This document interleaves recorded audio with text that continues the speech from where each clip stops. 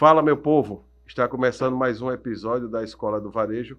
O nosso entrevistado hoje ele tem formação em Direito e Marketing, com pós-graduação em Gestão Comercial, com ênfase em Inteligência de Mercado. São 18 anos de experiência em gestão de pessoas. Há 10 anos ele está no Grupo Bom Tempo. Ele é diretor comercial do Grupo Bom Tempo, que compõe as indústrias Bom Tempo, Leta, Frutigut e Positiva Embalagens.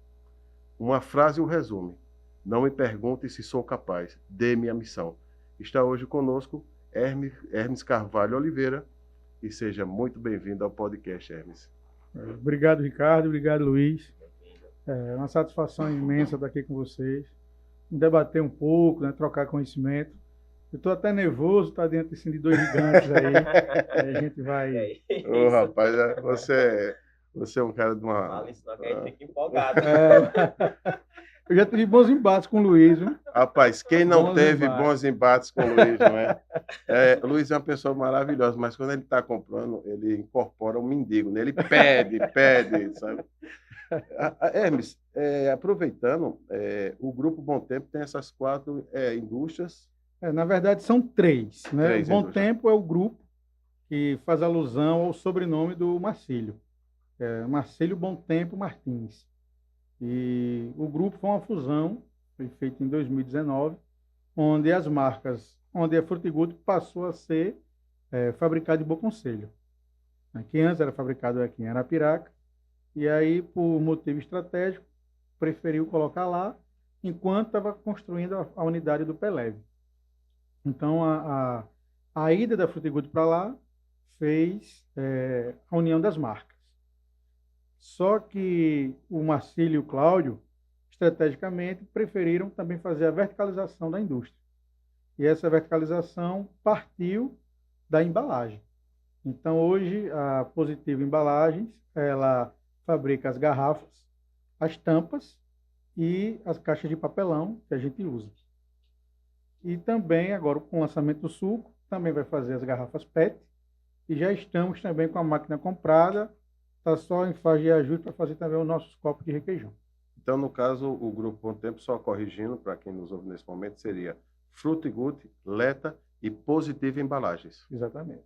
Uma coisa me chamou a atenção, eu destaquei na sua formação, inteligência de mercado, Luiz. Como é uma fera. É verdade. Eu poderia falar um pouco mais sobre isso? Você fez a sua pós-graduação em gestão, aí colocou ênfase em inteligência de mercado. Isso. Quando eu me inscrevi na pós, na verdade um MBA, né, pela quantidade de horas, então tinha essa ênfase, que eram disciplinas que você pagava apenso ao currículo inicial, que é justamente essa parte de análise, de customização, pesquisas. Então, era uma forma para você entender o público que você queria atingir. E aí, nessa parte, eu me dediquei bastante na parte de geração de dados. E, baseado nisso, a empresa acreditou no projeto e hoje nós temos uma equipe só para acompanhamento de dados. A gente comprou uns sistemas e aí nós temos 2 pessoas que é só para analisar dados. Então, todos os nossos vendedores hoje recebem relatórios diários de tudo que ele fez, tudo que ele deixou de fazer, o que ele precisa fazer. Então, a gente tem esse acompanhamento diário. Então, a gente tem um bom parceiro que desenvolveu o sistema para a gente, aqui de Arapiraca, Prata da Casa, e a gente tem um sistema show. Em tempo real, ele vai atualizando, vai mostrando gráfico, vai gerando dash automático. E aí eu fico na sala só printando e mandando. Então, hoje o vendedor, o consultor de venda de vocês, já sabe o que vai fazer no dia. Tantas positivação, qual o produto foco, Isso. qual que tem que vender. Exato. E sabe quantos clientes vai atender. Ele tem a possibilidade dele escolher a melhor rota para diminuir o combustível dele, o consumo de combustível. Os produtos que ele precisa positivar. Porque hoje a gente trabalha com seções, que são as famílias. São 56 produtos divididos em 8 famílias.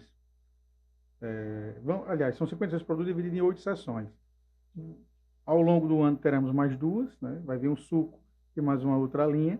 É isso aí, desculpa interromper. É novidade ou... É novidade. Então, pessoal, em primeira mão, aqui já está dando um spoiler, quais são, meu diretor, os Vai produtos que vão virar sair? o suco, né? Que já tínhamos no passado e a gente deixou de fabricar, mas está vindo agora com novos sabores. Vai vir a linha de produtos whey e a linha de saudabilidade, que é Suco, zero whey, lactase. saudabilidade. Zero açúcar, zero gordura e zero lactose. Eu sou que eu bebia bastante, não sei se vai ser o mesmo nome, é Frutico, né? Isso. Esse nome a gente, na verdade, já existia uma empresa, a gente não sabia, e a empresa do Ceará acionou na justiça e a gente ficou proibido de usar a marca. Mas a gente já desenvolveu uma outra marca e já vamos lançar. Tá vendo? Rapaz, agora eu entendi. ênfase em inteligência do mercado. Muita coisa começa a fazer sentido, viu? Rapaz, veja só, saudabilidade hoje é o que quem surfa nessa crista da onda sai à frente, né? O whey hoje é uma tendência fortíssima. As academias, você tem uma ideia, cresceu mais de 67%, 68%. Eu vi a entrevista do Alexandre aqui e realmente, você vê o grupo A10, né, que é o do Alexandre, o sonho dele é fazer 10 academias, né? Por isso que é A10, né? E daqui a pouco ele vai mudar, vai ser A20, porque tem espaço para construir, né? Ele já está com 12, né? Que é a X7, a 10 e a 10 Club, né? Aí como vai ser como, Cláudio? A20. Aí depois a 30. A 30 e assim vai. Hermes, conta um pouco pra gente como foi que você chegou ao Grupo Bom Tempo.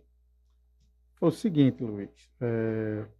Eu passei um tempo na Popular, trabalhei de 2008 a 2014, e aí saí da Popular e fui trabalhar numa rede de farmácias. Eu fiquei como gestor de compras, mas passei pouco tempo. E aí fui convidado, na época, pelo Alessandro, da Dinâmica, para assumir a pasta de Boa Sorte. Eu fui, fiquei um certo tempo, e aí, por algum motivo, saí da empresa, né? E aí o Cláudio, da Frutigut, que até então ele não tinha gestão comercial em Pernambuco, porque o Cláudio fazia tudo, né? O Cláudio ficava aqui em Arapiraca, fazia gestão comercial, tudo da Frutigut, e a Aleta não tinha. Inclusive o Cláudio morava aqui. Hoje ele não mora mais, hoje ele mora em Garanhuns, mas aí ele me convidou. Disse, venha, você vai ficar só em Pernambuco.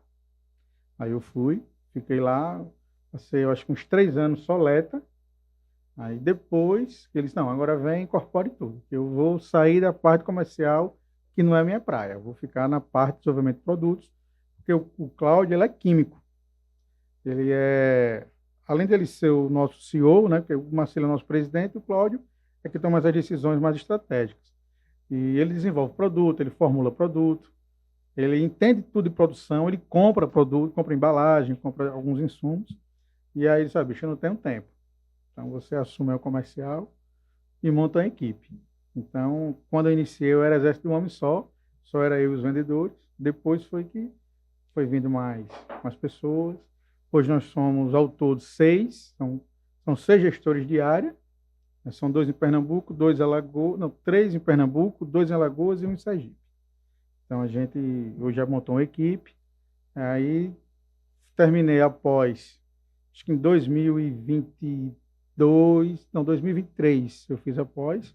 E aí eles me deram carta branca para a gente implantar esse sistema lá interno, para a gente fazer isso aí.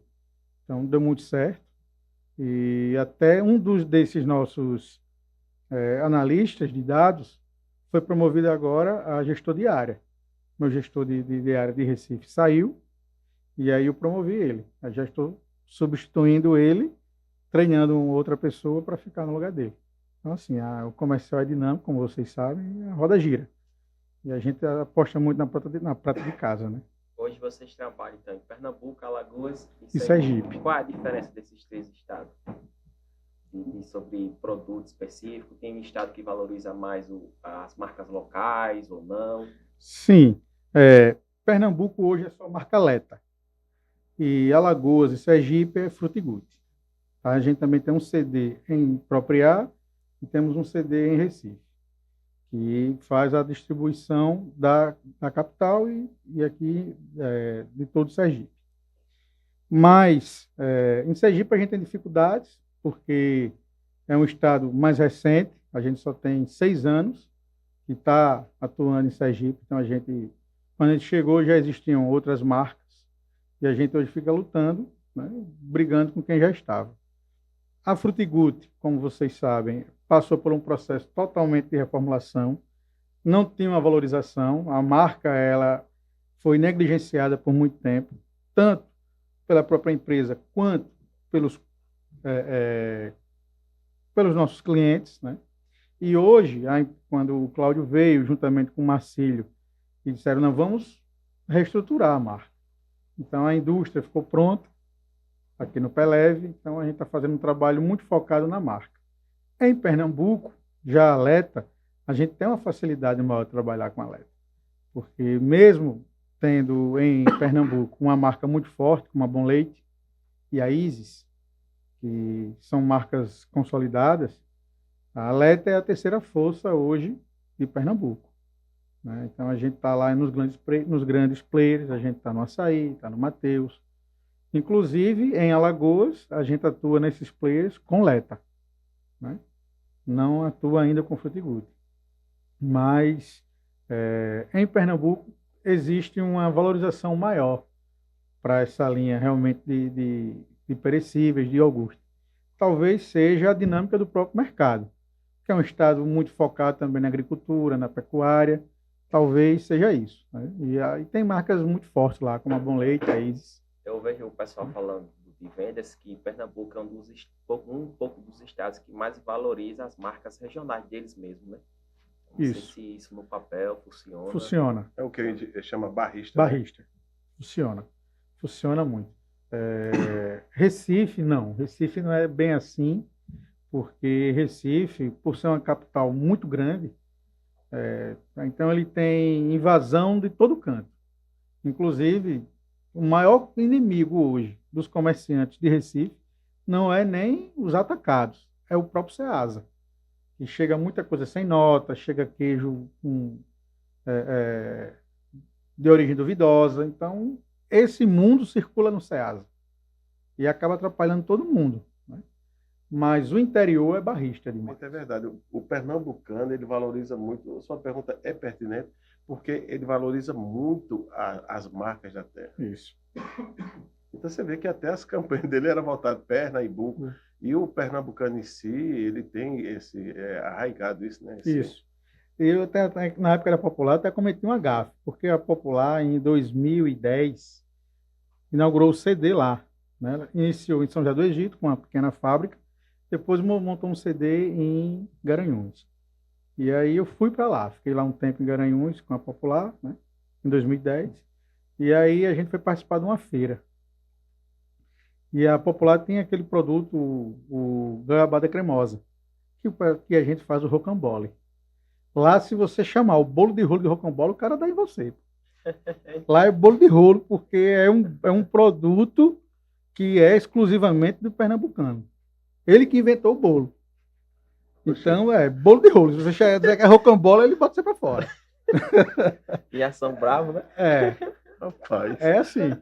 Ô, meu povo de Pernambuco, não acredito, é mesmo. É verdade, é verdade. Se chegar, pega esse pedaço de bolo rocambole. O cara trata você mal. Não, qual é rocambole, rapaz? Que é bolo de rolo. Ô, Hermes, e qual hoje o produto mais vendedor da Frutigutti? Que não pode, e o outro que não pode faltar nos PDVs? Luiz, veja só. Hoje, o produto que a gente desenvolve uma maior tecnologia de fabricação é a bandeja. Quando vocês forem lá na fábrica, vocês vão ver como é feito o processo da bandeja. Inclusive, até teve uma visita agora, recente, de alguns compradores, e eles não tinham ideia como era feita a bandeja. Eles achavam que a embalagem já vinha pronta, a gente só fazia encher. E não é. Ela é totalmente formada. Vem a chapa lisa, inteira, e a máquina forma os copinhos, enche, vem a outra máquina sela. Então, é a máquina de maior tecnologia do laticínio. E também de maior investimento financeiro. Mas a bandeja hoje, né, se for a gente pegar o produto individualizado, só aquele SKU, a bandeja hoje, juntamente com o queijo mussarela, é o que tem o maior faturamento da empresa. Representa em torno de quantos por cento, você acha? Olha, se a gente fizer hoje a divisão por produto, a bandeja representa, eu acho que cerca de 50% do meu faturamento. Rapaz, É realmente bom, viu? o produto não pode faltar. Tá. Né? E tem o morango e vocês inventaram o açaí, Açaí. desenvolveram o açaí. E o frutas com cereais. Trouxe Cláudio hoje pra gente degustar. Rapaz, Hermes. Oh, perdão. Você está me confundindo com o Não, Cláudio. Gente perdão. boa topado, meu irmão. Perdão, Não, Hermes. sem problema. Não trouxe, mas eu vou mandar o kit para vocês depois. Ô, rapaz. Faz igual Você não jantou hoje, não? Rapaz, eu nem queria, né? Ô, Jean, tem aí ainda? Tem ainda as bandejas aí? A gente trouxe ontem, tem aí umas bandejas aí. Rapaz. Tá vendo? Quem não chora, né? Me diz, são 34 anos de existência da Frutigut, Isso. não é isso? Hoje vocês atuam nos estados de Alagoas, Sergipe E Pernambuco. e Pernambuco, né? Nessa trajetória todinha, como é que você resumiria assim hoje, na sua visão, a Frutigut em si? Bem, Ricardo, eu acho que a palavra correta para falar de Frutigut é resiliência. Porque iniciou, como o Marcelo falou, né? A história dele se orgulha em dizer. Inclusive, está lá na fábrica que a gente tem plano de fazer lá um mini museu. Onde quando tudo começou. Ele começou a fazer o iogurte numa panela de 20 litros. Em casa. De 20 litros. De 20 litros. A primeira produção do Marcelo foi 20 litros de iogurte. E depois foi trabalhando, e depois mudou para um tanquezinho de 100, e foi. E hoje, a capacidade de produção da Frutigut é de 50 mil litros por dia. 50 toneladas de produto que a gente tem capacidade de fazer por dia. Rapaz, realmente foi... De 100 litros para 50 toneladas. É uma história de resiliência e sucesso. E sucesso.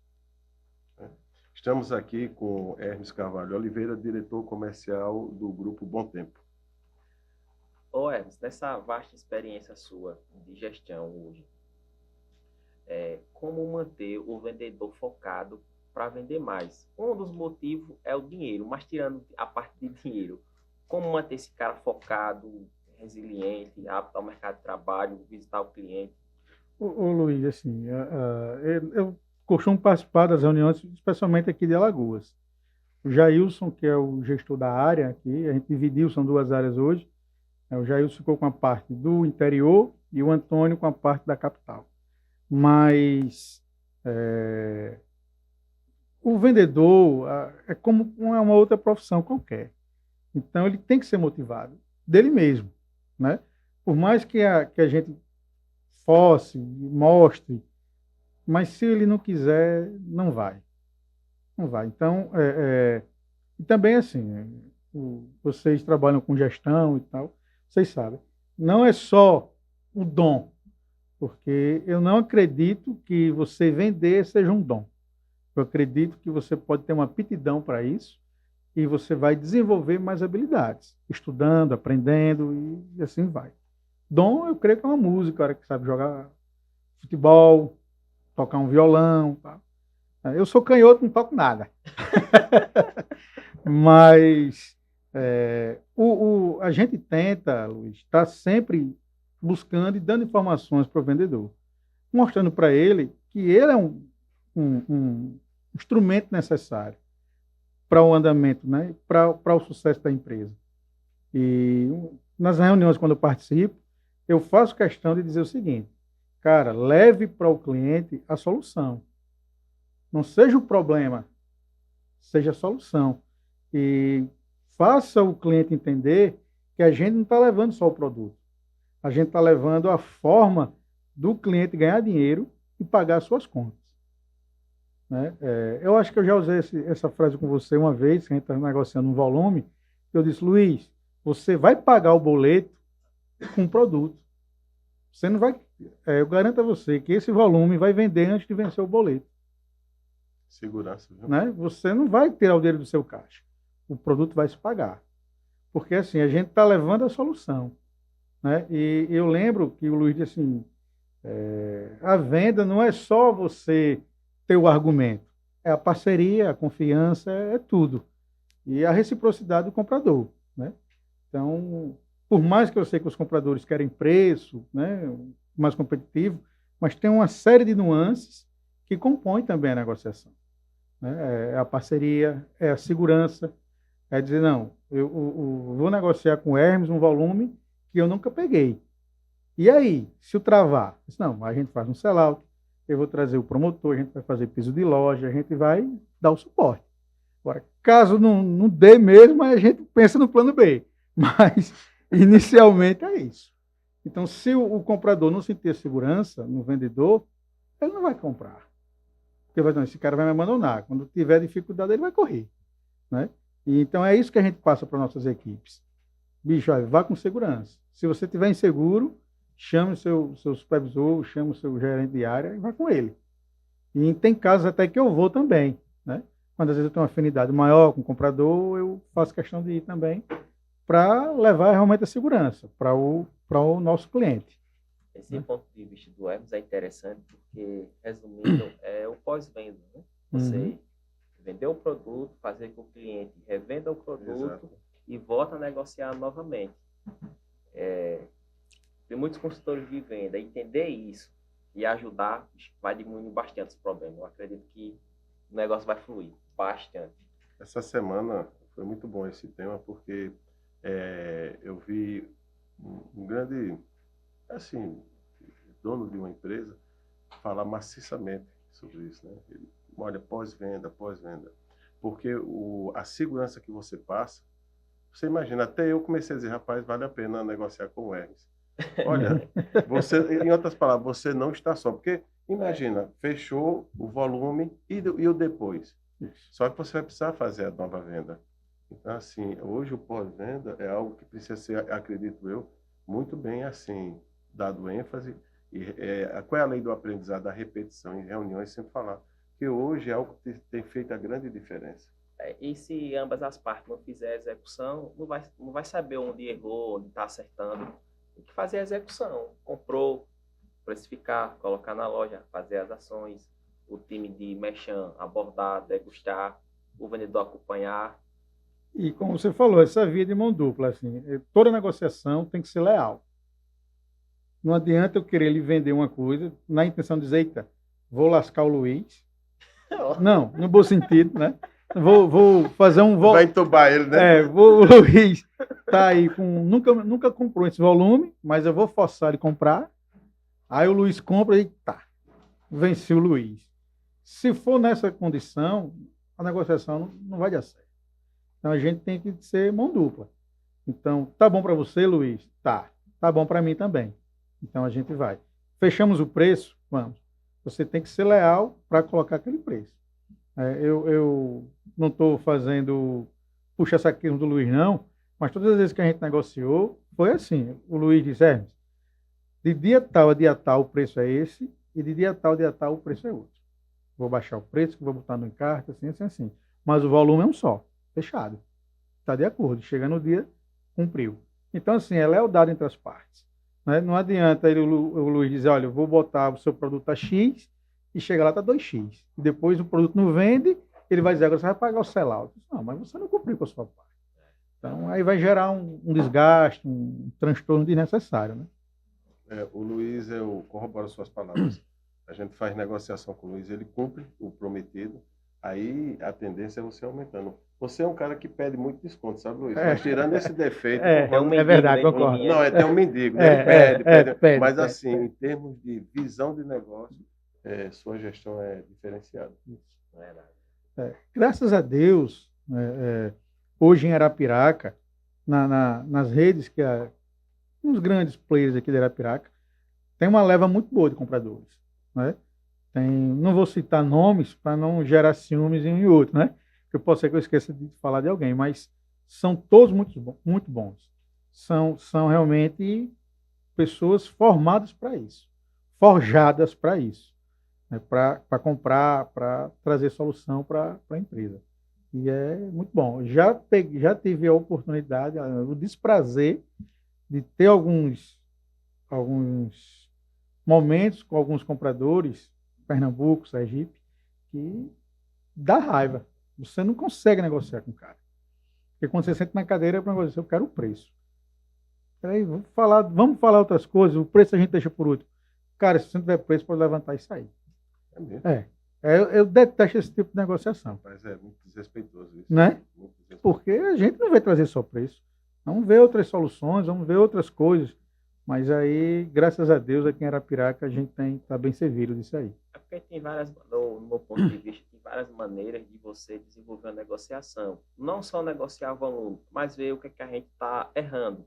Como a gente pode melhorar o faturamento do fornecedor, tanto de venda como eu revender também um produto. A gente está errando nisso, vamos fazer isso aqui, um encarte, uma ação, vamos desenvolver esse produto.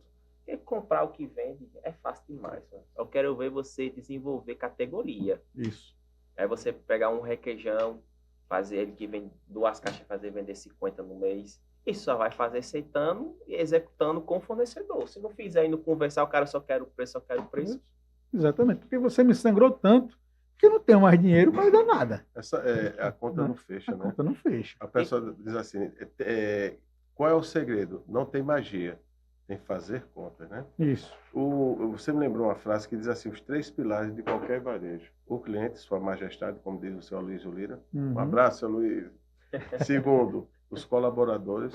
E terceiro, os fornecedores. Então, assim, é uma parceria que precisa ser fortalecida. Isso. Mas o pilar, é ter que lembrar, acima de tudo, o respeito, né? Assim, ainda a gente se depara, né? Sim, e muito, viu? É lamentável É isso, lamentável, né? é lamentável. Eu assisti aqui o episódio do Aloysio e ele foi muito feliz na fala dele, né? Que ainda existem compradores que não respeitam o fornecedor, né? Eu tive um dissabor, isso aconteceu em Pernambuco, com uma rede lá que o cara queria tudo. Eu acho que ele queria que o Marcílio desse metade da empresa para ele. E aí eu disse, não tem condições de a gente negociar. Para mim, isso aí é um contrato predatório. Ele falou, realmente, quando você quebrar, tiro você e coloca outro. Rapaz. Então, Não tem parceria. não tem parceria. Então, também não tem interesse em trabalhar com você. Então, muito obrigado. E mesmo se fechasse, quando tivesse algo bom, raramente ia levar para ele. Sim. Porque é um cara que só suga. Ele não... Foi como ele falou, ação predatória, né? Um é o caçador, a outra é a presa. Isso. A intenção dele é destruir, é pegar você e matar. Então, não tem um porquê. Tá um negócio, porque assim, esses 34 anos do grupo, né, na verdade não do grupo, da Frutigut, coincidentemente também eu acho que é a idade da Leta.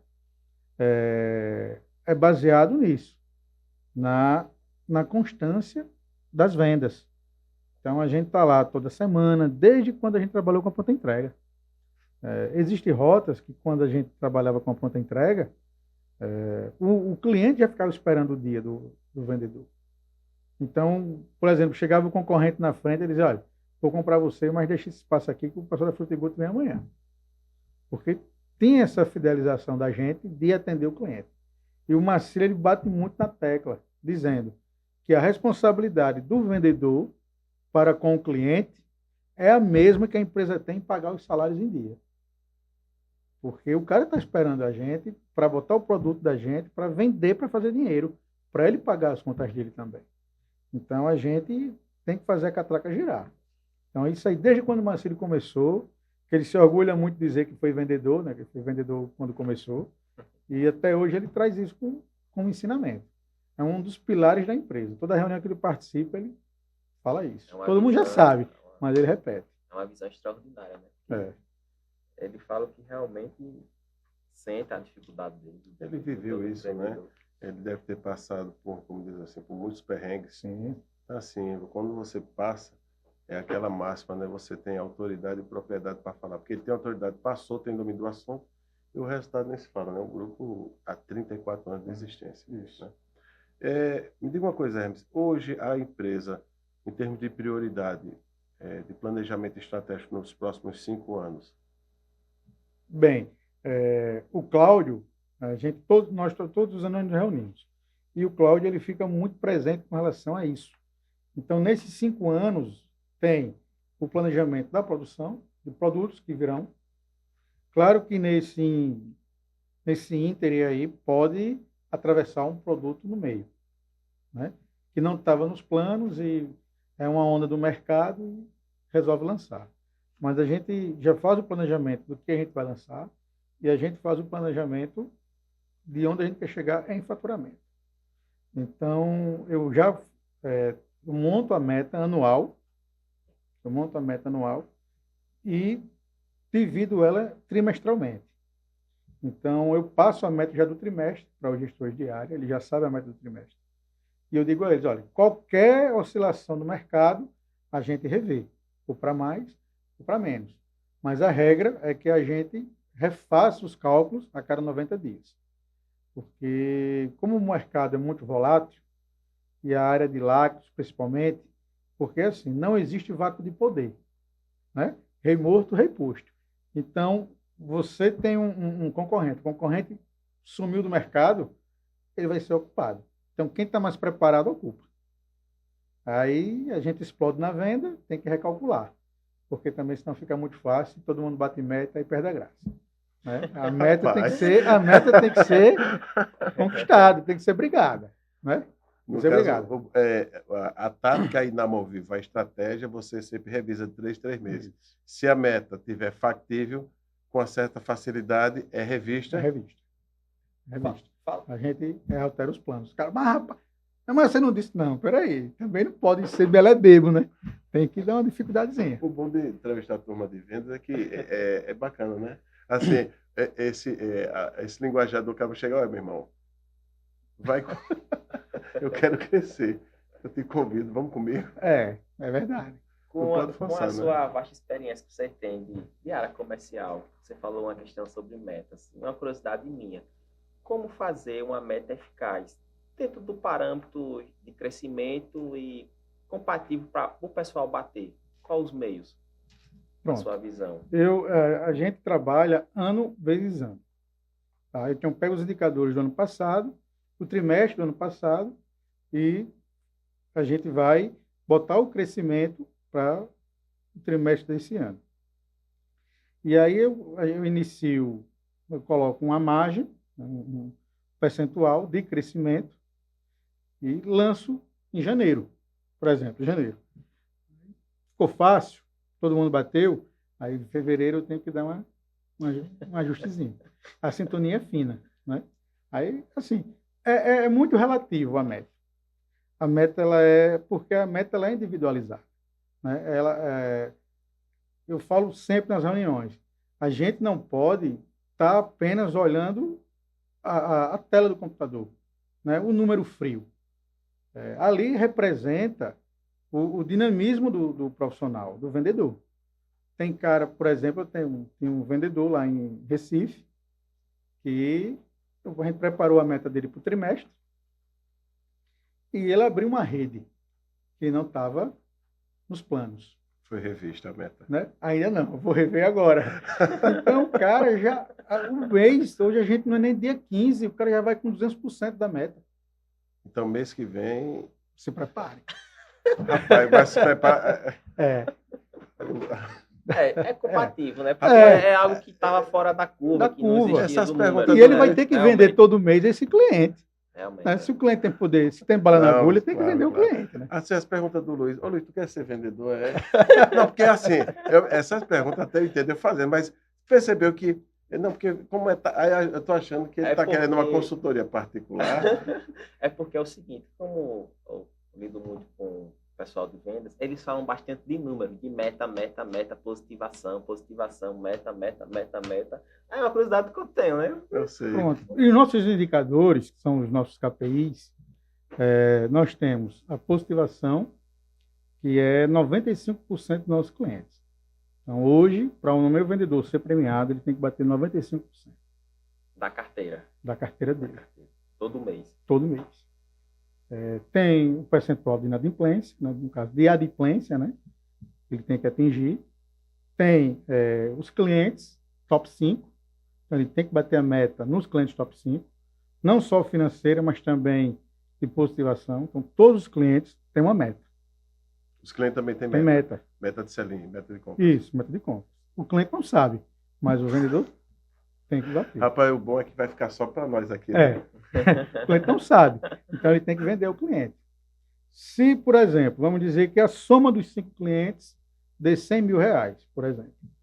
E ele vendeu os 100 mil, mas só 3 bateram a meta, 2 não. Ele zerou o KPI, não ganha. Os 5 tem que bater. E eu tenho as sessões, né? São as 8. Então, se ele bater 75% das sessões, que são 6, aí ele ganha 75% do valor. Se ele bater 7, 90% do valor. E se ele bater as 8, 100% do valor. Interessante essa estratégia, Rapaz, assim, de métricas. O Hermes, e a meta do Luiz, ele tem batido? Tem, a Simone é direto no pé do Luiz. Luiz está ciente que sua meta será revista. Será revista. Não, é interessante que o Hermes faz o seguinte, é meta de um lado do birô e meta do outro lado do birô. O Pernambuco de lá e Lô, né? É dominó, é? Dominó. E os gestores de área têm os 10 maiores clientes também que ele tem que atender. E aí é uma exigência minha que eles visitem pelo menos esses clientes uma vez no mês. E devolução? Se tiver devolução percentual, se perde tudo? Ou... É o seguinte, devolução. Se for por culpa do vendedor, se ele mandar lá uma bola de cristal, aí ele paga 10% do valor da devolução. O que é bola? Rapaz, bola, eu entendo que é bola de açúcar, bola de futebol. Não, mas a bola é quando o cliente faz um pedido que ele não fez, né? É tipo, o vendedor colocou a mais do que foi acordado. Isso. A gente chama bola de cristal porque ele adivinhou o que o cara queria. Na verdade... o Hermes, hoje, na sua visão, qual o diferencial que os produtos Frutigute têm que a concorrência não tem? Pronto, muito boa pergunta, muito pertinente. Hoje nós somos o único laticínio regional que temos vitamina D em todos os nossos produtos. Isso foi uma questão pessoal do Cláudio. Acho que o Cláudio, ele nasceu agora um filhinho dele, né, o bebezinho, o Claudinho, e ele, na primeira consulta do pediatra, o médico passou para ele suplementar a vitamina D para a criança. Pô, já nasceu, agora vai precisar de uma vitamina D. Aí o médico falou, não, mas desde a pandemia, todo mundo tem essa deficiência. Então ele deu start, então eu vou colocar no meu produto. Então, hoje todos os nossos produtos têm vitamina D. Da chupetinha, que é o produto mais simples da nossa composição, até o grego, que é o produto mais nobre que a gente tem. É uma carência muito grande de vitamina D ao ser humano. Há quem diga que você está com os níveis bons, dificilmente desenvolve-se câncer. Isso. E a imunidade também vai lá para cima, você diminui incidência de gripe, entre outras coisas. Né? O produto diferencial. 34 anos no mercado. 34 anos, isso. E o nosso leite também, o leite e o nosso chocolatado. Ele é vitaminado com vitaminas de B, do complexo B e zinco. A gente só vê isso nos leites de marca nacional. Marca regional não tem. Nosso leite tem, nosso chocolatado tem. Né? E é vendida a preço justo. Né? É um diferencial, mas não está embutido no preço. Poxa. Mais de 400 funcionários do grupo. Isso. Todos estão sob a sua gestão? Não. A parte de vendas, o comercial, que compõe 43 vendedores, 45 promotores e 6 gestores e o marketing, que é o Delvânio, né, que é o gerente de marketing. Isso, que faz o podcast comigo, que é o nosso gerente de marketing. E tem a Morgana, que é a supervisora de merchan. Então, são todos agregados do comercial. Sim, e os rapazes que fazem lá as análises de dados também. Então, assim, né, o coração, que é onde a magia acontece, está sob sua gestão. Isso. A parte comercial, porque costumo dizer o seguinte, se a empresa fosse o corpo humano, o comercial era o pulmão, né? É o que vai oxigenar todos os outros órgãos. Claro, você tem o coração, você tem o cérebro, mas se o pulmão não funcionar, também tudo para. Então, a gente está encarregado aí de fazer a oxigenação dos órgãos da empresa. E sempre lembrando, a meta será revista e adequada. E adequada. Estamos aqui com Hermes Carvalho Oliveira, diretor comercial do Grupo Bom Tempo. O Jair, você que fica doido comigo. É. Rapaz, já vai mexer na meta. Tenha calma, já, vamos conversar. É por seu bem, né? É por seu bem. Um abraço, Jailson. Ô, Hermes, aqui na sua formação, você é formado em marketing. Sim. No seu ponto de vista, como agregar valor a uma marca? Luiz, justamente isso. Tá? Porque a marca, ela não é só a logo. Né? A marca ela é composta de pessoas. Eu vou até parafrasear aqui uma coisa que o Cláudio diz sempre.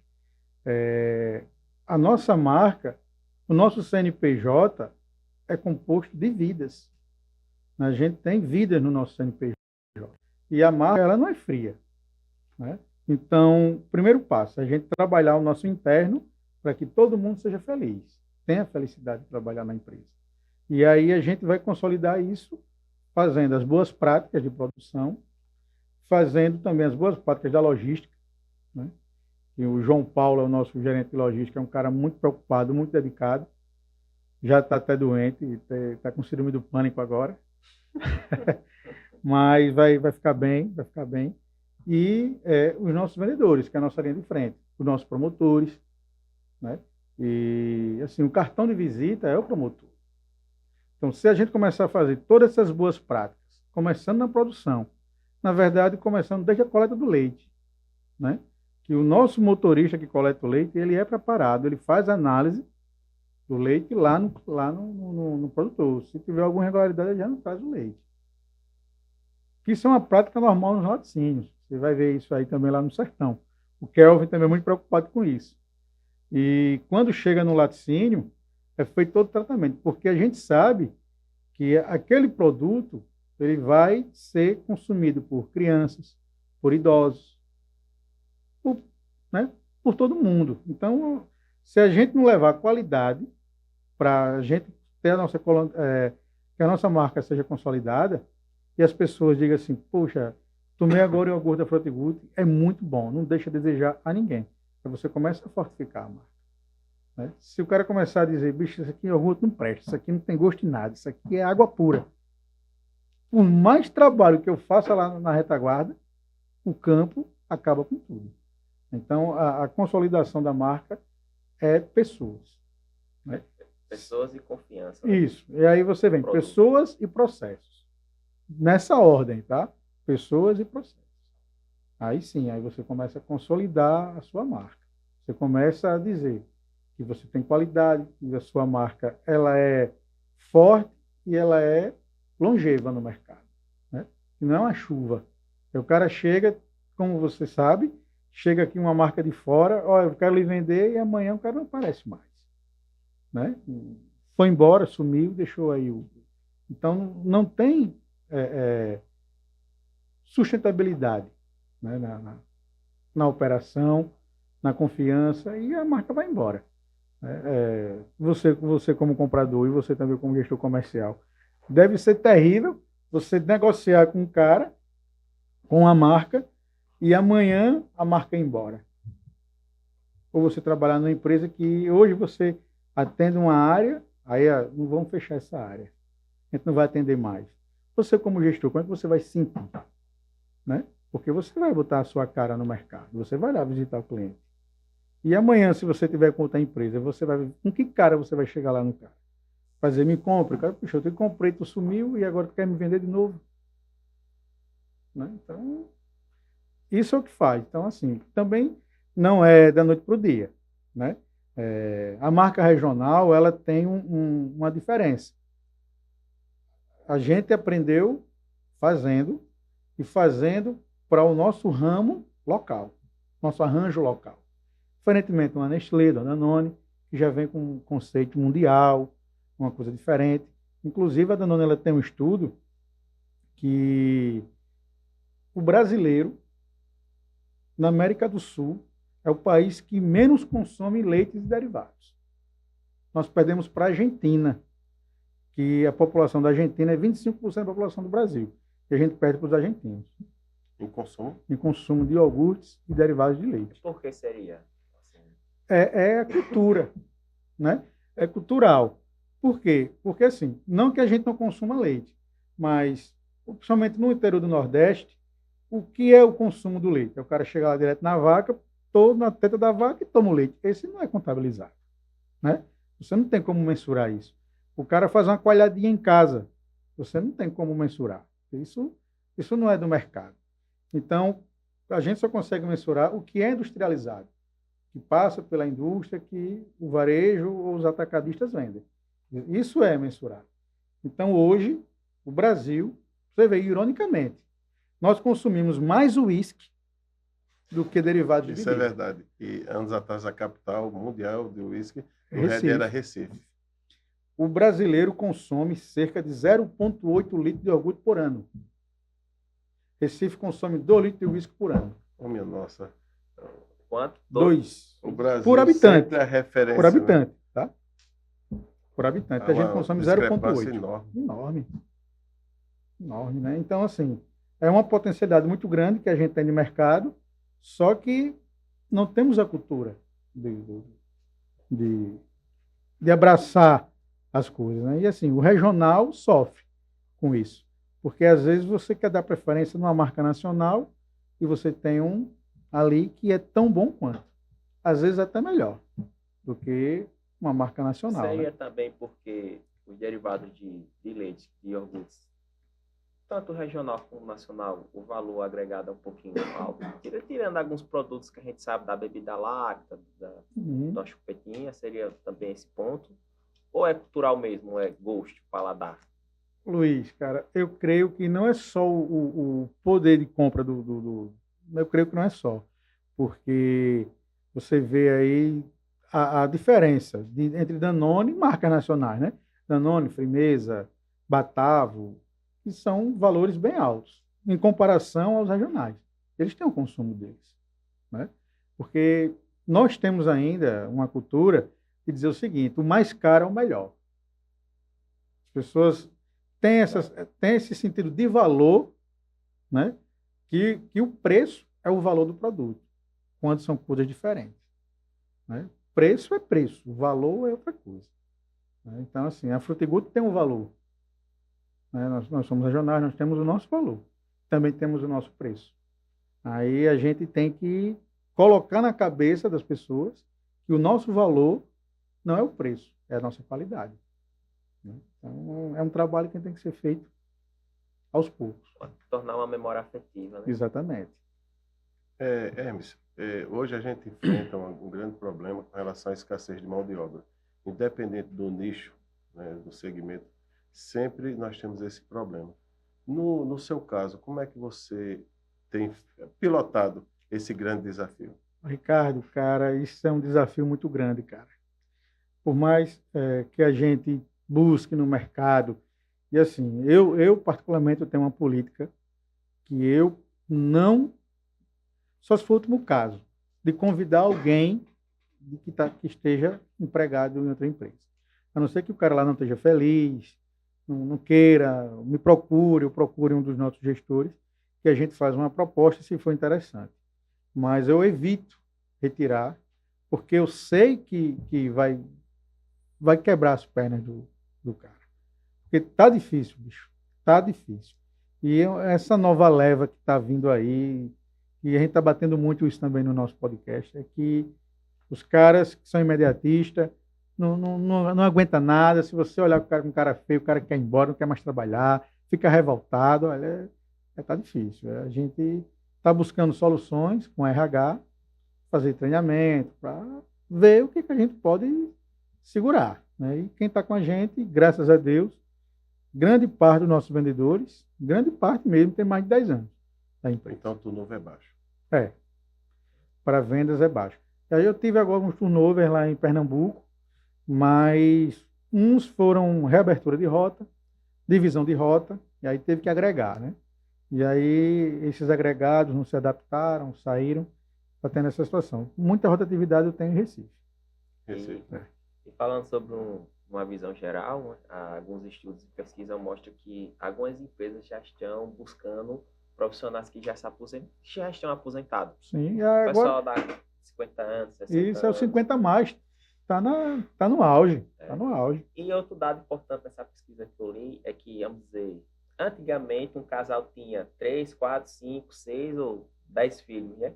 Hoje, no máximo, tem 2 e às vezes nem tem. É, Nascendo menos pessoas. isso. Aproveitando o que você falou, E a geração Z também. a geração É. Z, eu estava analisando o seguinte: a gente vive hoje um paradigma, né? A pedagogia, você ensina a criança. Às vezes o cara dá um carão no olho da criança, depois chega, papai te ama. A criança vem.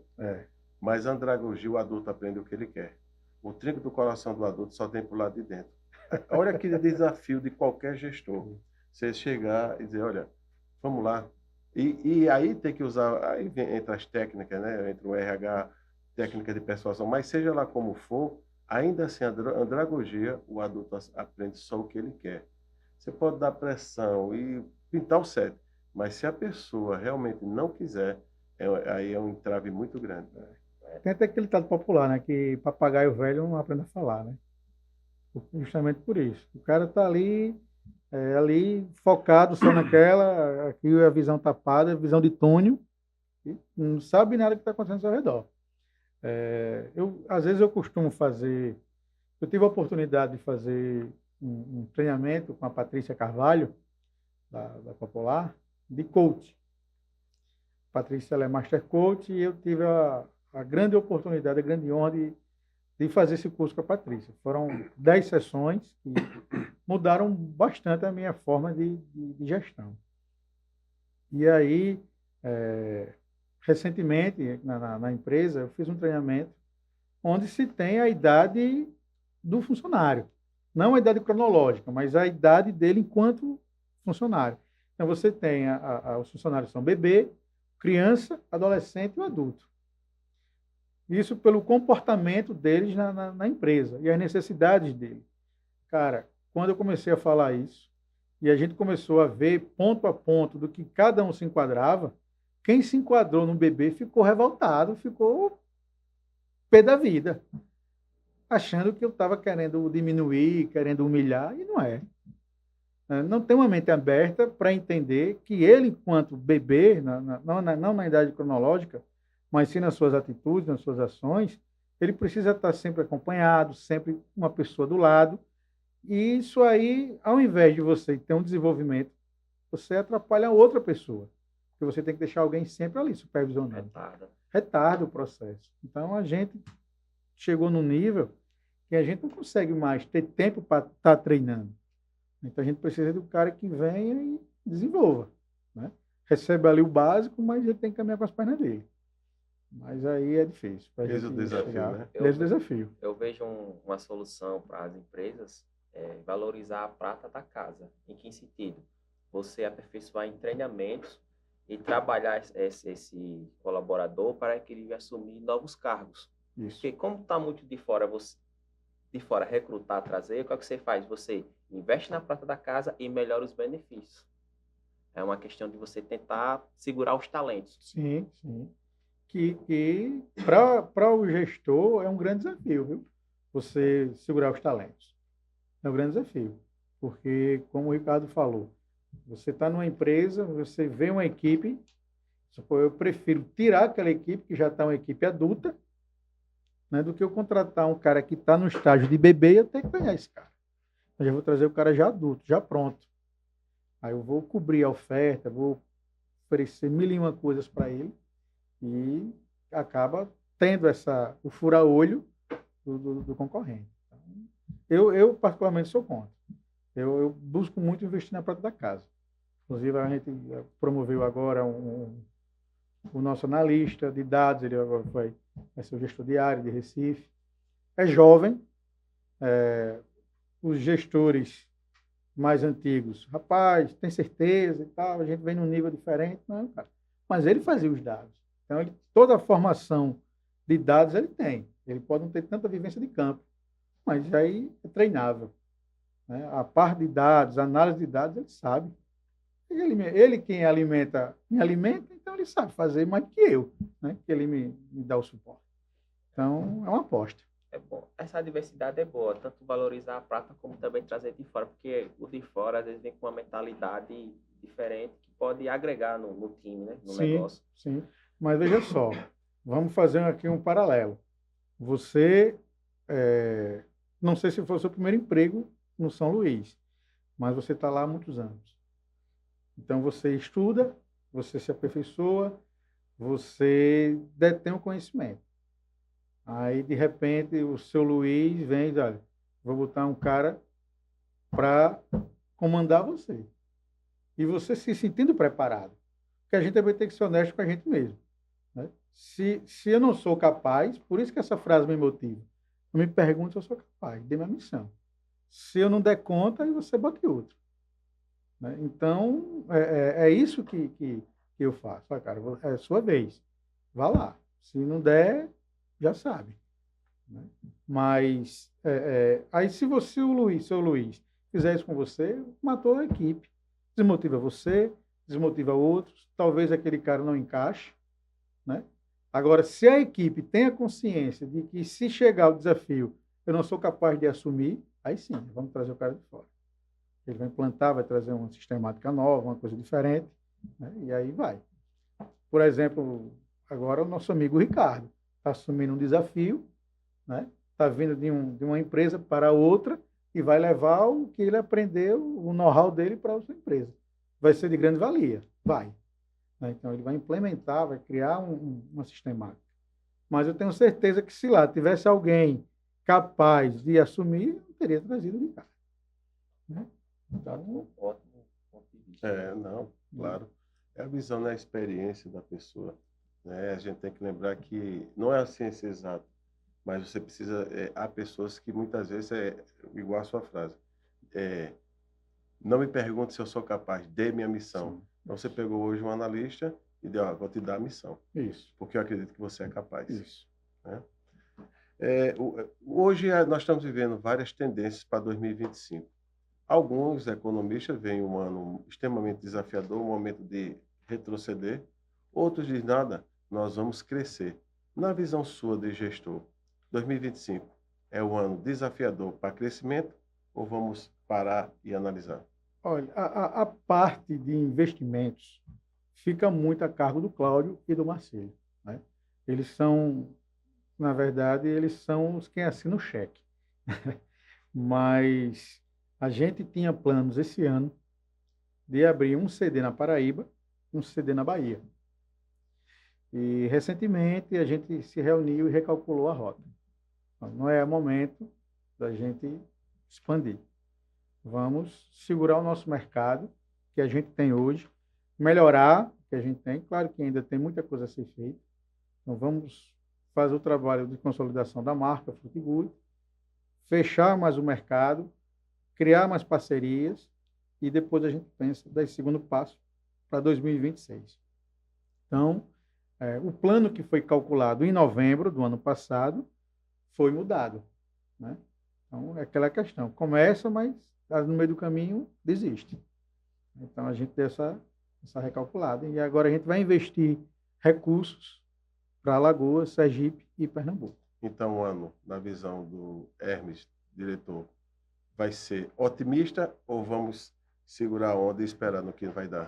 Como a gente observa, né, o mercado mês a mês, eu sou otimista. Eu sempre sou otimista. Sempre.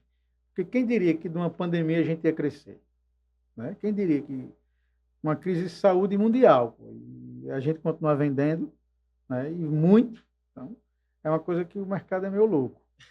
É meio louco. Né? O mercado é realmente... Né? Bicho, para você volátil, ver, você muito volátil. Março do ano passado foi o pior mês do grupo. O faturamento de março do ano passado foi terrível. Foi terrível ao ponto do Marcílio dizer, meu amigo, o que foi isso? Vou ter que recorrer a banco para fechar as contas, mas não fechar no vermelho. E esse ano foi melhor do que janeiro de 2025. Para mim, março superou janeiro. E quem diria que seria assim? Porque a primeira semana do mês foi carnaval. Então a gente teve praticamente uma semana menos. E o mês estourou.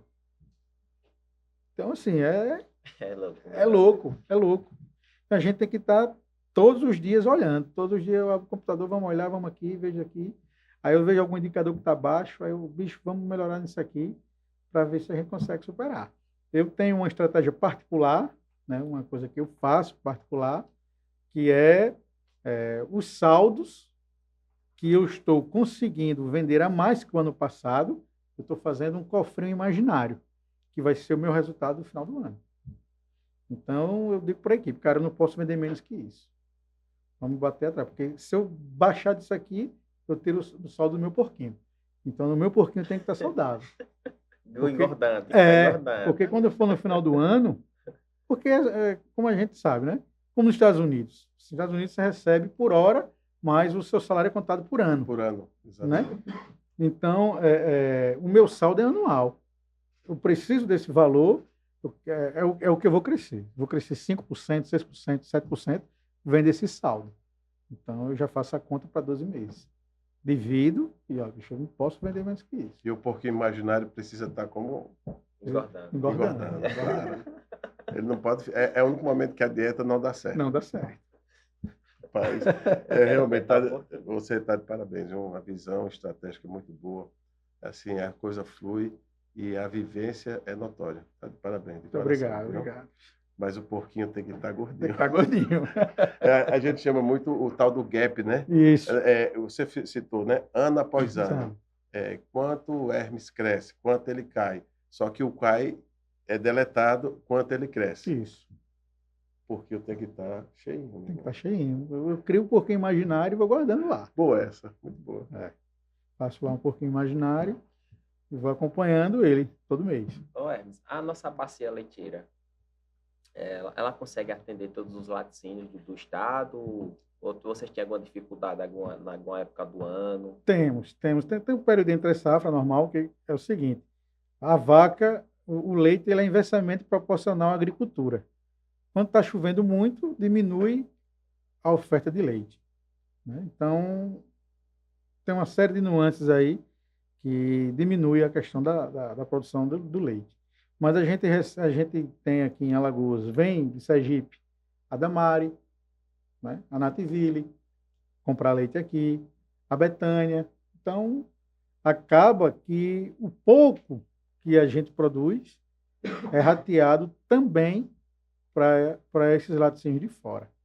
Apesar que, assim, Alagoas não tem tantos laticínios com tanto volume, né? Como Pernambuco e outras regiões, mas a gente sofre muito. Porque Sergipe, a bacia leiteira de Sergipe é muito pequena, então o pessoal vem para cá. Né? Pernambuco tem uma bacia grande, mas você tem Lactalis, né? Ali em Bom Conselho é um monstro, a Lactalis ali, é um monstro. Conheci a fábrica. Ela foi feita para fazer a parte de embutidos e frango. E o projeto, quando eu disse, não, mas aqui não tem ave, aqui é leite. Aí mudaram a fábrica para leite. Mas é um mundo de fábrica. Né? Então, se você passar na frente da Perdigão, a antiga Perdigão, né? Hoje Lactalis, tem uns 50 caminhões de leite na porta, esperando para entrar para descarregar. Esse leite vem de onde? Daqui, de Pernambuco, assim. Então, a gente está brigando com esses caras. Aí o Marcílio diz o seguinte, eu pago à vista. O nosso diferencial também é esse. O Marcílio, qualquer leite que a gente compra, de segunda a quinta, o Marcílio paga na sexta. E aí você vê grandes marcas, dão 30 dias, 40 dias para pagar o fornecedor. Muitas vezes o cara prefere receber um pouco menos, mas recebe o dinheiro semanal, né? Ele precisa pagar o vaqueiro, precisa comprar ração para o animal, então é melhor para ele. Na sua visão, o governo poderia fazer alguma forma de incentivar o produtor leiteiro de Alagoas vender como primeira opção ao laticínio do estado, ou o governo não consegue ajudar? É uma coisa mais de cada um, de cada produtor? Não, tem alguns programas do governo, né, que faz isso. Agora, eu acho que, na minha visão, o que falta para os produtores é a organização entre eles. Talvez, se eles se juntassem e fizessem uma cooperativa, como tem a Pindorama, como tem os cooperativos, como no Sul é muito, muito comum, talvez eles conseguissem mais resultado. vender um leite um pouco mais caro, ter um leite de melhor qualidade, né? Então, eu acho que se eles se organizarem, partindo deles, eu creio que o resultado é diferente.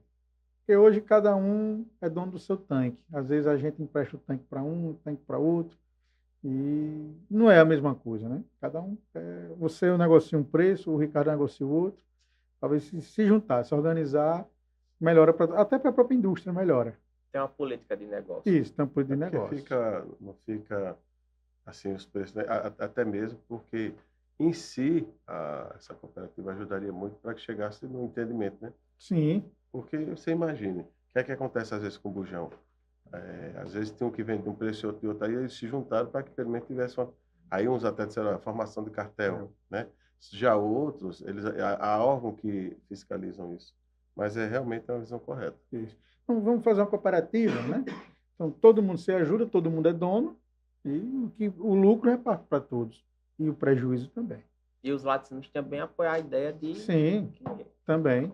E é saudável para o laticínio porque acaba com a figura do atravessador. Que o atravessador é o que mata o produtor. A gente evita comprar de atravessador, a gente procura buscar diretamente com o produtor. Mas às vezes a gente não consegue. E aí o produtor, ele compra o leite mais barato e me vende mais caro.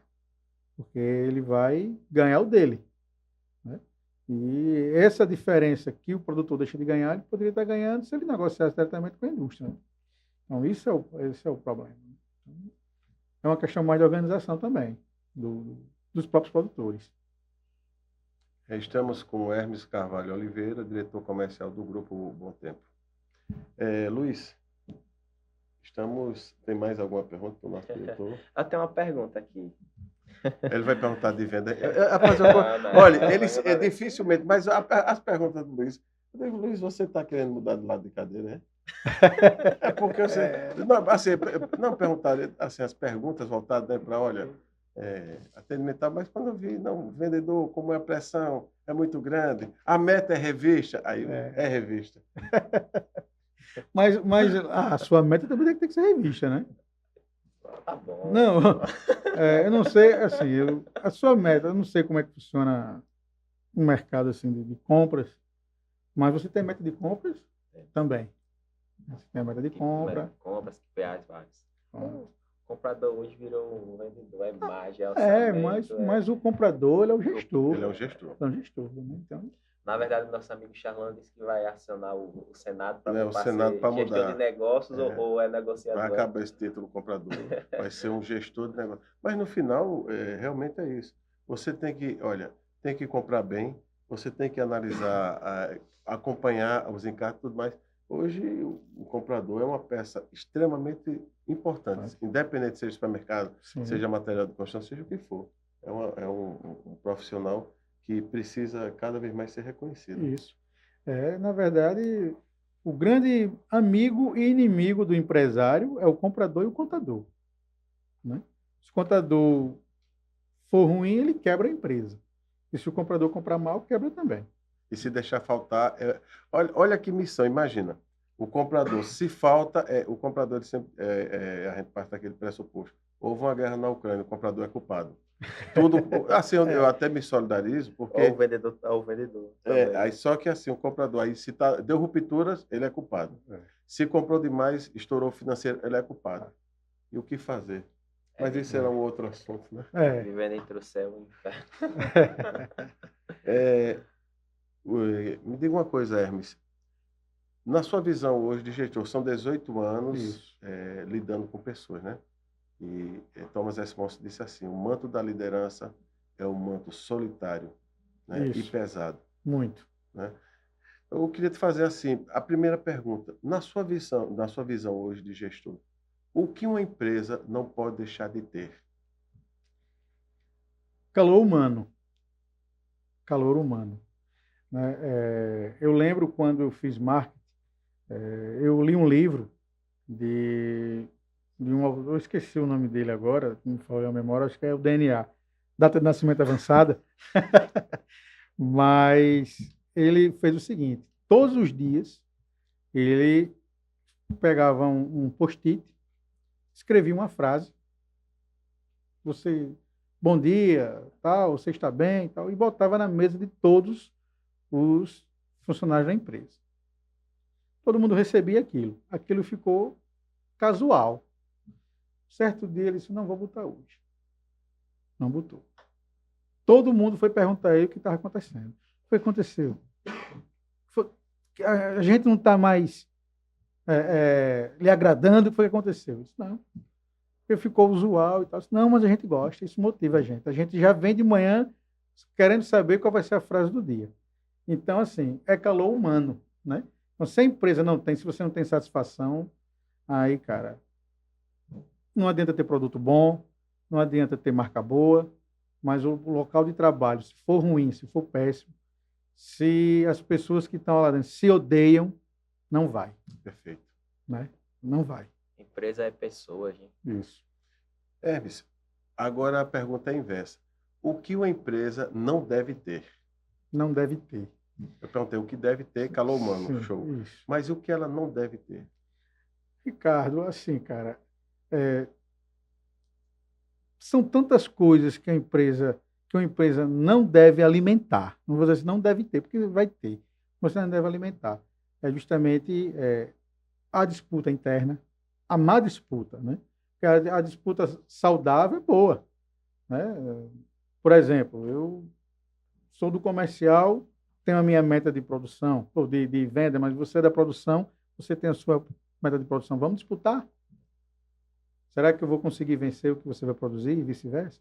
Então é saudável. Mas aí se eu tenho, não, eu vou destruir o Ricardo, eu quero acabar com o Ricardo. Pô, a empresa vai junto. Então eu acho que a empresa não deve ter isso. Disputas internas pelo poder. Porque muita gente acha que o poder é muita coisa, mas o poder não é nada. Né? Cargo é momentâneo. Né? Você está ali na função e pronto. O que você tem de cargo é da porta da empresa para dentro. Da porta da empresa para fora, você é uma pessoa como qualquer outra. O que lhe difere dos outros ali é só a sua função, nada mais. Então, muita gente diz, eu queria ser isso, eu queria ser aquilo, mas no fundo, cara, é só o título do crachá. Às vezes, o cara que mais simples da empresa, ele tem uma liderança maior do que o maior gestor da empresa. Porque ele é um cara bem visto, é um cara bem quisto. Os outros que estão ali naquela mesma função fazem para acompanhar ele, é o exemplo de todo mundo. E olha para o gestor e diz, esse cara aí, eu odeio esse cara. Então, a liderança não é o cargo, né? A liderança é a pessoa. Então, acho que não deve ter isso na empresa. Disputa negativa, inveja, briga e a velha rasteira, né? Que a gente sabe que, infelizmente, no nosso ramo... lamentavelmente tem muito. Tem muito. E resumindo, a fofoca. É a fofoca, é a fofoca. Hermes, nós tivemos o primeiro TRI, você até enfatizou isso. Uhum. Janeiro, fevereiro e março, né? Março. Desse primeiro TRI, se você pudesse linkar 2 ou 3 coisas, ou de aprendizado, ou de bênção, ou que chamou sua atenção, quais seriam? O que me chamou a atenção desse primeiro TRI foi a reação de março. Né? Março, eu projetei uma meta, claro, a gente fez a meta trimestral. Março eu não entendi que seria um mês bom, mas confesso, depois disso eu abri para os gestores na nossa reunião semana passada, que eu queria o seguinte, pelo menos superar 5%, 10% a mais que o ano passado, que foi terrível. E, de repente, o mês estourou, bombou. E, para mim, foi uma grande surpresa. Então, eu tenho aquele pensamento, só sei que nada sei. Sócrates. Né? Porque tudo que a gente pensa, planeja, você planeja com números. Mas o dia a dia, o campo é quem vai dizer. Então, por mais que seja uma ciência exata, mas a gente esbarra também na ciência humana. Né? Então, é difícil. Os números são exatos, mas Isso. a venda é imprevisível. É imprevisível. Então seria você a surpresa de março? Teria mais alguma coisa que no primeiro tri desse ano chamou sua atenção de aprendizado? De aprendizado. Assim, desde quando eu voltei, né, passei 2 anos fora do grupo, voltei em 2022, eu vinha tentando implantar um sistema de gestão e eu creio que a partir do ano passado, todo o time comercial aderiu a esse novo formato. Então, está todo mundo imbuído com o mesmo sentimento. E esse ano, nesse primeiro trimestre, todos os nossos indicadores, foi exatamente o que a gente planejou. Crescimento de clientes, crescimento de positivação, presença de mercado, share. Hoje eu sou muito orgulhoso de dizer que hoje o Grupo Bom Tempo, especialmente a Leta, nós somos auditados pela Nielsen. A Nielsen? Nielsen, né? Então, hoje, a presença de mercado que a Leta tem em Pernambuco, a gente pontua todos os meses na Nielsen. Então, é orgulho para mim, né, de um gestor aqui de Arapiraca, de hoje o cara abrir lá nos Estados Unidos, eu quero pesquisar um laticínio e aparecer Leta lá, cara. Né? Então, assim, para mim é motivo de orgulho. Parabéns. Né? Isso é o trabalho do campo, é os caras lá no dia a dia. Para quem já sabe, a Nielsen é a revista dos varejistas. Né? Isso. A gente sempre encerra com um bate e volta. Acho que você já deve ter ouvido falar, ou já deve ter visto, já vi. Tá certo? Eu vou citar uma pessoa, vou fazer uma pergunta e você pode resumi-la, ou numa frase, ou numa palavra, se assim o desejar. Certo. Podemos começar? Sim. Hermes, Josiane Pereira numa palavra. Meu amor. Luiz Felipe e Mariana Pereira. Meus orgulhos. Grupo Bom Tempo. Hoje é minha vida.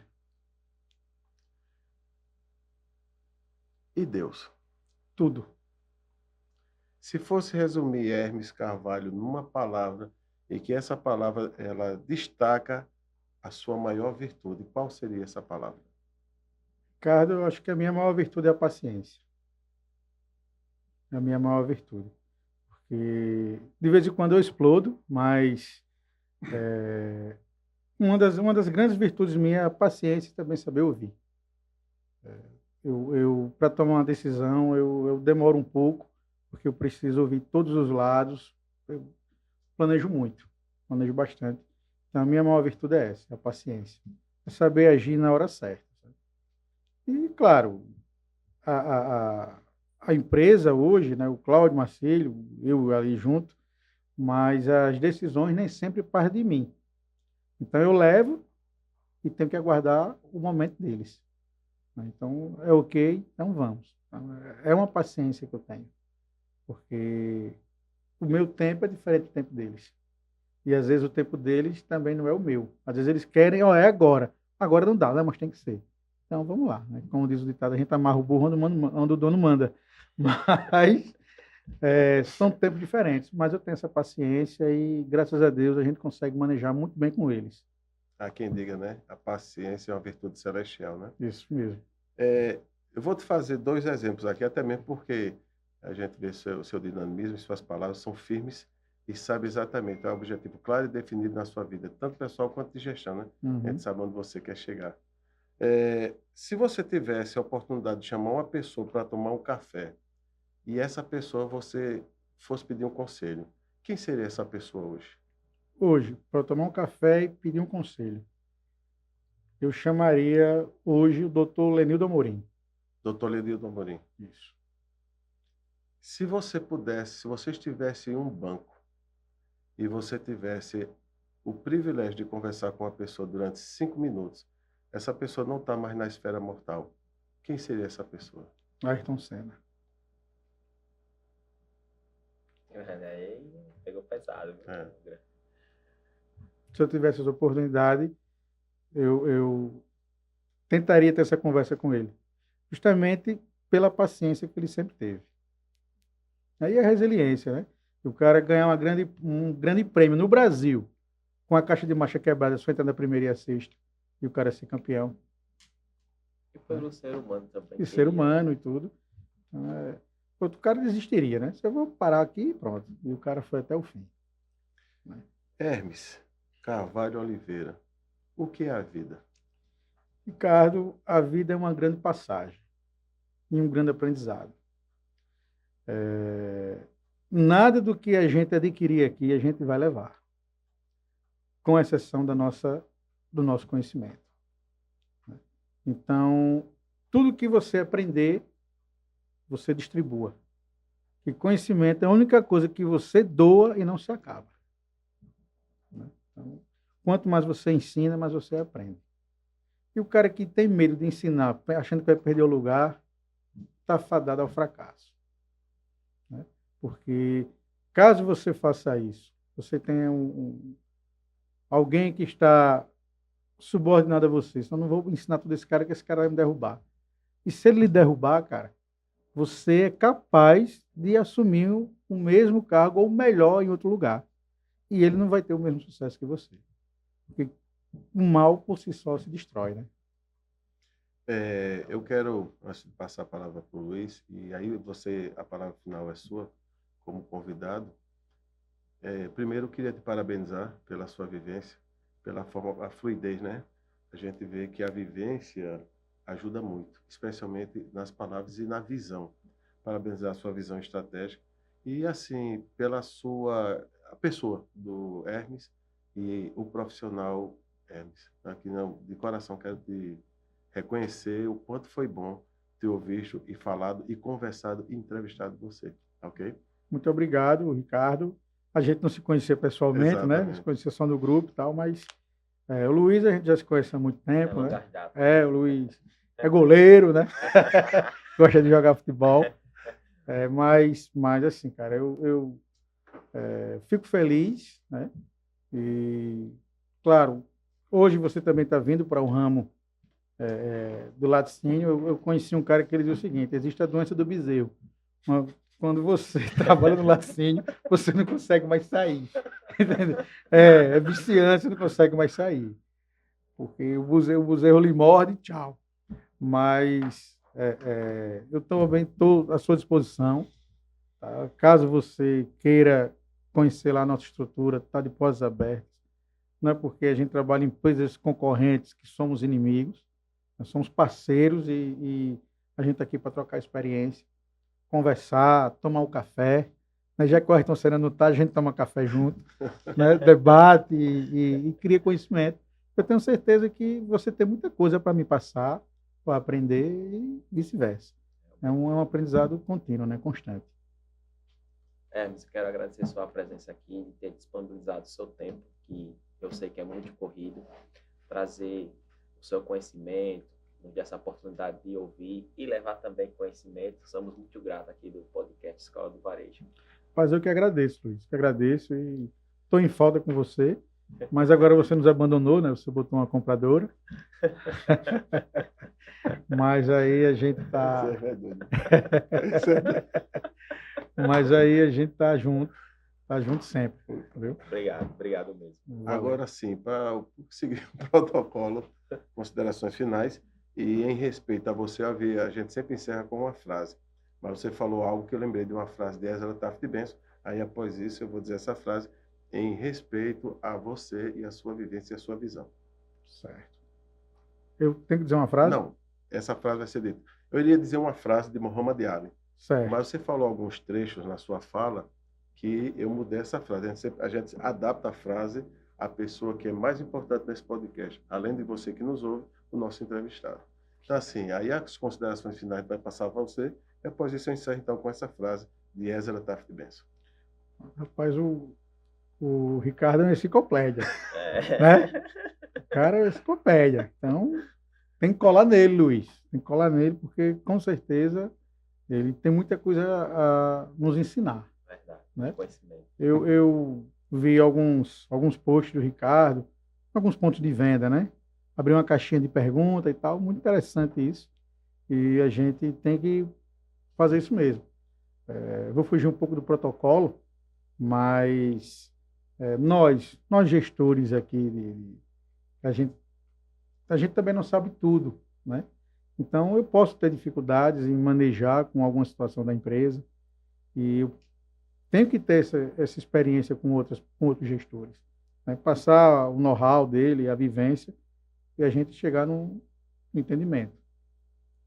E me coloco à disposição, não só aqui do Ricardo, do Luiz, mas de todos aqueles, né, que precisarem. A gente pode bater um papo, conversar e entender como é a vida do varejo, que é uma vida árdua. Aproveitando, Né? quebrando o protocolo, eu queria que você falasse um pouco, se você me permite, Sim. pouco do seu podcast, olhando para essa câmera. As perguntas vão ser: o que fez com que... Como é o nome do outro rapaz? Delvânio. Delvânio. O que fez com que Hermes e Delvânio tivessem o ímpeto de criar o podcast e assim, vocês voltados para a estratégia e marketing e estratégia? Isso, é gestão e marketing. Pronto. Então, o porquê de criar o podcast, falando para o seu público também. Pronto. A criação do podcast foi o seguinte: nós já tínhamos esse plano, só a gente não tinha coragem ainda, né? E aí, vocês nos motivaram. Vocês lançaram o podcast, eu disse: Delvânio, vamos lançar. Porque, assim, os meninos estão falando sobre varejo, sobre negócios, e vamos fazer uma parte também de gestão, é um complemento. Né?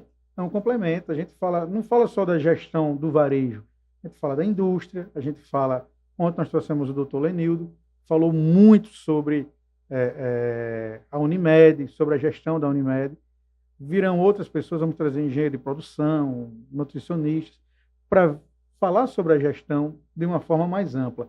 Claro, e aí o Delvânio comprou a ideia, a gente sentou aqui com os meninos, vamos fazer, e graças a Deus, hoje me satisfaz, porque a gente consegue falar o que a gente não tenha público para isso. Porque se eu vou fazer uma reunião com o vendedor e for falar o que eu falo no podcast, os caras vão jogar o sapato em mim, né? Então, a gente tem que falar no podcast, pelo menos fica aqui. Quem quiser assistir, assiste. Quem não quiser assiste, não assiste. Mas, assim, é uma satisfação pessoal para a gente falar. É um bate-papo, justamente. Cada um tem sua visão, sua Isso, ideia, suas vivências. Agrega bastante. Isso. E uma coisa que eu vou dizer a vocês. Eu sei que está puxando o tempo, o Jean já está ali bravo, mas é rapidinho. O que eu vou falar agora não é de forma pejorativa. É até uma homenagem, porque é um grande amigo meu, que é o Júnior Silveira, o filho do Biribinha, né? E eu considero o nosso mundo, né? Não a empresa em si, mas o nosso mundo comercial é um grande circo. Um grande circo. Então, nós temos pessoas que passam no picadeiro, mas não têm o espírito, né? E nós do comercial, nós somos o palhaço, no bom sentido da palavra. Por quê? Porque por mais triste que a gente esteja, por mais um problema, não tem ninguém para nos motivar. Eu, como gestor do comercial, ninguém me motiva. Não? Ao contrário, se você fizer uma reunião e não motivar, os caras saem cabisbaixo, saem tristes. E quem é que me motiva? Ninguém me motiva. Então, eu me comparo ao palhaço. Que o palhaço, às vezes, entra no picadeiro, uma facada nas costas, mas tem que fazer as pessoas rirem. Tem que fazer a plateia sorrir. Né? E ele acaba se tornando o personagem mais importante do circo. Que é a hora que todo mundo espera o palhaço para fazer o encerramento do espetáculo. Então, sem ele não tem magia. Não tem magia. Então, assim, eu me comparo a isso. E o podcast veio para isso também. Para a gente conseguir botar para fora o que muitas vezes a gente não consegue fazer. E sair daqui motivado. Um bate-papo legal, uma conversa boa, um assunto fluiu e a gente sai daqui aliviado. É melhor do que sentar para tomar uma cerveja.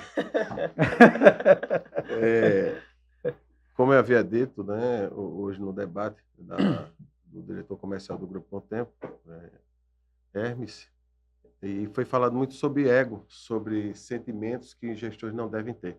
Uhum. E eu encerro dizendo a frase de Ezra Taft Benson, que ele disse, assim o disse: o orgulho é um pecado que vemos facilmente nos outros, mas raramente reconhecemos em nós mesmos.